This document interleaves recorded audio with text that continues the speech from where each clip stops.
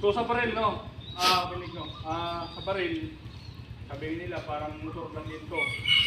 Dapat bago yung mawak ng baril, alam nyong i-operate, alam nyong gamitin. Kasi parang motor ka, pag di mo alam gamitin yung motor, yan, yung maintain. Baril naman, pero hindi. Tapos, yung baril kasi may laro, may silimunyo talaga to eh.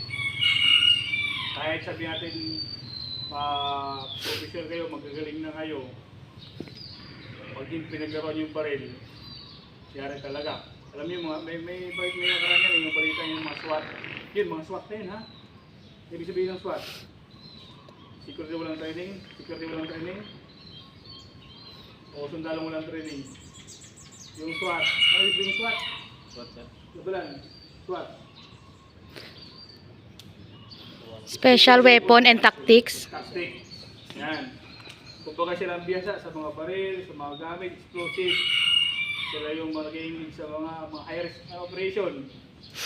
Yung sa mga hostage taking, sila niyan. No? Kumbaga magaling sila sa baril. Kaso nga lang, may bentahan ako SWAT mismo. Pagpa-accidental firing. No? Meron din tayong mga 4 cardinal rules of gun safety. Ano ba yun? Rule number 1. Cardinal rule number 1. There. Treat Every firearm as if it is guns loaded. always loaded. As if it is loaded. No? Palaging isipin na yung baril ay may bala. No? Halimbawa, pag dumampot kayo ng baril, automatic yan. Isa-isip nyo palagi na may bala yung baril. No, kahit sabihin natin wala siyang magasin, isip nyo palagi na may bala. Kahit sabihin natin naka-open chamber siya, isipin nyo palagi na may bala. Kaya nga, pag nag-receive kayo ng baril, dapat palagi naka-open chamber siya. Tapos, huwag nyo palagi kalimutan silipin yung visual checking. Yung loob. Baka may naiwan. Pangalawa, ano yung career law number 2. Don't point the muzzle of the gun. Do not point the muzzle of gun, anything or Point. kahit na kanino. You don't intend. Huwag itutok yung harap yung muzzle. Yung muzzle lang ng baril kahit saan. Dapat palagi tutok sa baba. Down range position. No? Tapos number 3. Keep your finger. Ha? Madam? Keep your finger. Keep your finger taken off the trigger until you are ready to Fire. yun. Kumbaga palagi yung kamay na magalaw, palagi nasa labas ng ito yung trigger. Hindi yung andong palagi nakapasok. No? Iwasan yung ganyan palagi. Dapat palagi nakalabas. Kung hindi ka pa ready pumutok. Then, the last one is Be sure of your be target sure your and what's behind it. target and what is Behind it. beyond it. Kung baka siguraduhin nyo, yung puputukan nyo, siya talaga yun. Then, isipin nyo palagi yung nasa paligid. Huwag nyo kalimutan yun. Kaya dyan nagkaroon ng casualty mission yung collateral damage. Kasi minsan, putok ng putok lang. Halimbawa, hot pursuit, taga-takbo, putok kayo ng putok. Iwasan nyo palagi yung mga very responsible sa mga palang lumalabas sa baril natin. Dapat maging responsible tayo dun. No? Kaya nga palagi, isipin palagi sa paligid palagi bago pumutok. Baka makadamay tayo ng ibang tao. No? Yun yung tawag na 4 cardinal rules of gun safety. Then, dapat kabisado nyo rin mga parts ng baril. Ano to? Ha? Ito yung front side, ito naman yung Rear. rear side.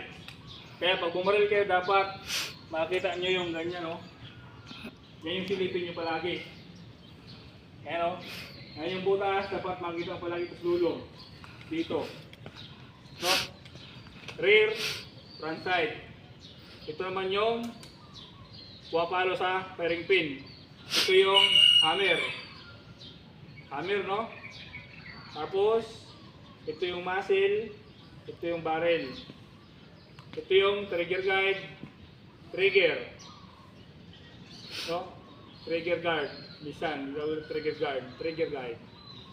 Then ito naman yung release magazine. Pag nirelease natin yung magazine. Yung safety natin, ito, safety lever. Yan. Hindi nyo na makakasayan. Mga kalabit yan. Pag nakangat. Pag ready kayo pumutok, baba nyo, putok. Then, meron din tayong dalawang safety. Safety lever to taas. At saka itong grip safety. Pag hindi nyo pinush yan, ito ha, hindi nyo makakabit. Sir, bakit ayaw pumutok? Kasi hindi nyo na-pinush ito. Pag pinush nyo yan, automatic makakalabit nyo yan. Kaya dapat alawang ng balis ganito. No? Huwag yung kalimutan palagi nakapatong yung dalawa na to. Tapos, diretso. No? Huwag yung makalimutan yung grip safety. Kasi pag hindi nyo finish yan, hindi nyo makalabit yan. Kaya dapat i-press nyo. Ibigay ang mali yan. Kuha nyo ha? Ano pa? Bino naman, magkasin, siyempre. Tapos yung proper turnover ng baril ngayon, dapat mag-turnover kayo. Huwag dun sa maraming tao ha. Dapat yung kayong dalawa lang. Ito, distance sa kayong dito maraming distance. Ito, distance sa ano ba? Maraming tao dyan. Distance sa konti dito. Tapos yung pag-turnover ng baril, hindi yung basa-basa ganito lang.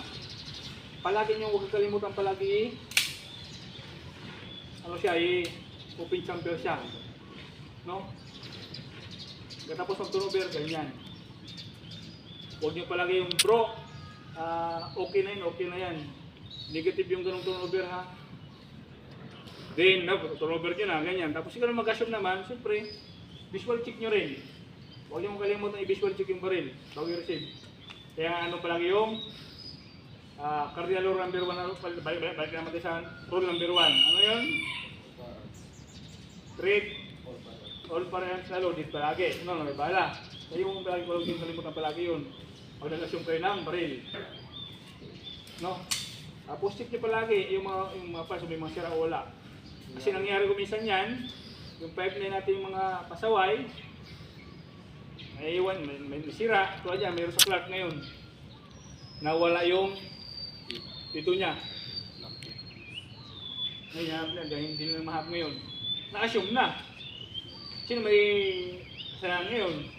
Wala, nakapag-assume na yung pipeline.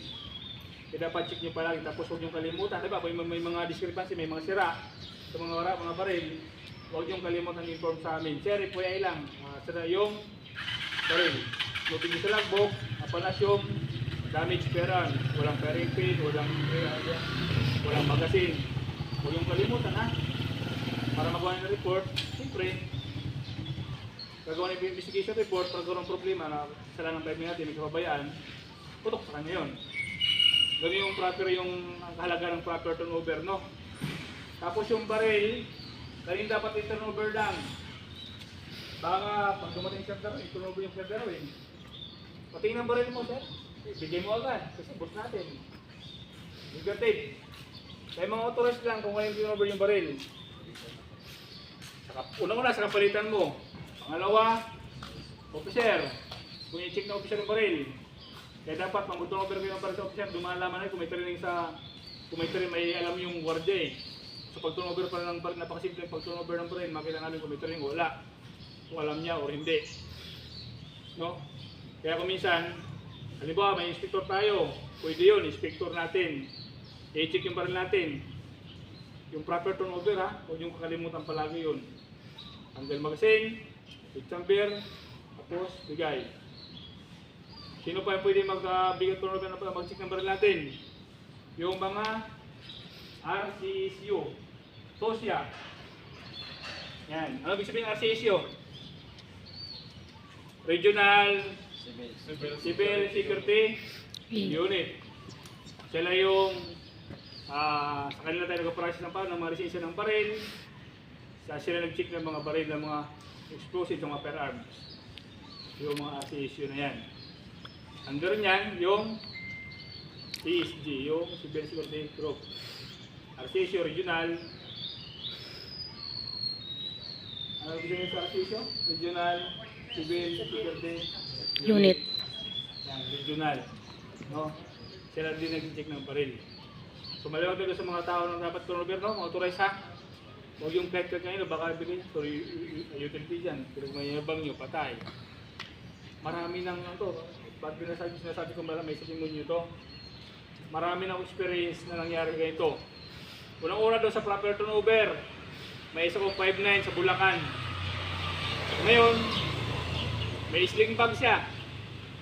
May turnover. Hindi niya na-turnover yung baril. Yung baril nasa sling bag niya. Ngayon, sahod, yung sling bag niya, bago eh, bro, okay na yan, okay na yan. Ganun yung kahalagang turnover eh. Ngayon, yung turnover naman is, bro, okay na yan. Nagamadali, siyempre sahod. Punta ko isim, bilang ko cellphone. Pagdating niya sa gwardiya, siyempre, interest ng isim, i-check. Bag. Ba't may baril? Nakalimutan i-turnover. Wala na.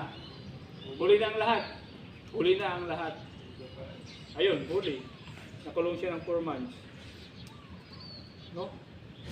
Yung baril namin ngayon hanggang ngayon, napakahirap pag nahulihan ang baril sa labas. Yung baril namin andun pa sa may crime lab pa, sa malulus pa. Ang daming requirements bago ma-release yung baril. Siya, nakulong yung 5'9", kasalanan niya eh. Matik.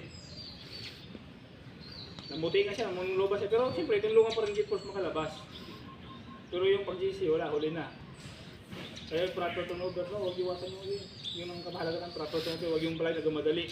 Dahil sa palagi nagmamadali, marami nagsigamali. Nangyari na rin. Nadala rin yung baril. Tapos yung ano ha, yung mga bala, mag-isuyo lang, kaya advantage sa tinanggal na yung mga lagay ng bala ito, yung sa 3.8. Kasi dami kong nakita ang gwardiya. Nasa labas, may mga baril, may mga bala. Bawal po tayo magdala ng bala. Hindi tayo authorized magdala ng bala sa labas.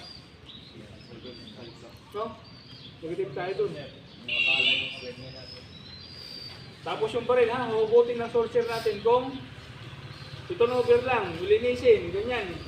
Pero yung panay tayo hugot ng baril, negative. Pag CR tayo, kaya dapat ibalik ng sorcerer palagi. Kasi isang 5 ko rin yan, experience din yan. Nag-CR siya, dinunot niya. Tapos, kinasan niya muna. Release mo kasi. Tapos, ikaw. CR siya. Ngayon, pagbalik niya, siyempre nakaangat. Yung pagdampot niya, ganito pa. Ganyan. Pagdampot niya sa pudyong, bag, nakalabit niya. Yan. Pumutok. Yung nangyari kasi, kinasan muna niya, bago siya nag-release magazine. Automatic, nakaload na yun. No? Kaya iwasan natin magkasa-kasa. Magkasa kayo dapat, ganyan palagi. Pag magkano kaya, mag-release kayo ng chamber ha, alalayan yung chamber. Yan. Kahit sabihin natin may bala, hindi uputok yan. Malaking tulong yun, diba? Nakatulong ka na sa bala, para di masira. Kasi gumisang, kalabit ng kalabit, tapos kalabit ka ng kalabit. Pwede din siya masira yung bearing pin, no? Pero yung kalabit ka ng kalabit, kasahin ka sa tapos, alalayan nyo, hindi na kayo napag-acid ng bearing, nakatulong ka pa sa baril. Alalayan nyo palagi yung chamber o mag-release kayo. No? Hindi yung bang, bang, patay. May bala, putok, masira tayo pa rin natin. Kumalawag tayo dito? Yes, sir. Sige.